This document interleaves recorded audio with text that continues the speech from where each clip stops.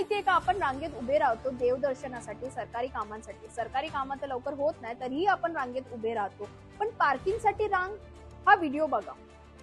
मी Phoenix mall समोर उभा आहे. 2 व्हीलर पार्किंगचे पैसे माझ्याकडे घेत आहेत. लांब लाईन बघा. आता सुप्रीम कोर्टाने सांगितलंय पार्किंग घेऊ नका, पण हे पैसे घेत आहेत मस्तपैकी. मला विचारतायत तर यांचा जीएसटी नंबर आपण चेक करूया. ताई बोलवा. पार्किंग देत नाही मी पूर्ण आहे. हा फिनिक्स मॉलच्या बाहेरचा व्हिडिओ आहे. फिनिक्स मॉलच्या परिसरात लोक एवढी भली मोठी रांग लावली आहे फक्त पार्किंगचे पैसे भरण्यासाठी. दुचाकीचे 20 रुपये, 4 चाकीचे 50 रुपये, हे दर ठरवतो तरी कोण?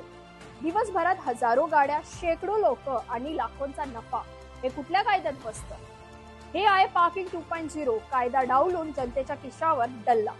हे फक्त फिनिक्स मॉलचा प्रश्न नाहीये, ही पद्धतशीर लूट आहे. मल्टीप्लेक्स हॉटेलच्या बाहेर सुद्धा लोकांकडून पैसे घेतले जातात पार्किंगसाठी. हे एक सिस्टम आहे ज्यामध्ये कॉन्ट्रॅक्टर्स, स्थानिक राजकारणी, मॉल मॅनेजमेंट आणि सिक्युरिटी एजन्सीमध्ये होतात. ते काय करतात, पब्लिक जागा किंवा मॉलच्या जागेवर काही प्रायव्हेट कॉन्ट्रॅक्टर्स नेमतात आणि मग कॉन्ट्रॅक्टरचं काम असतं की जी पार्किंगची जागा आहे ती विकतात आणि लोकांकडून पार्किंगसाठी फी घेतात आणि त्यातून जे कमिशन निघतं ते कॉन्ट्रॅक्टर्स काही आपले किस्सा भरतात, काही मॉलवाल्यांना देतात आणि काही पैसे वर पोचतात. रोज हजारो गाड्या, हजारो लोक आणि लाखोंचा काला पैसा. हे पार्किंग कॉन्ट्रॅक्टर्स कोण नियुक्त करतं, त्यांचं ऑडिट कोण करतं, या सर्वेची माहिती आपल्या सामान्य माणसांना नाही माहिती आहे.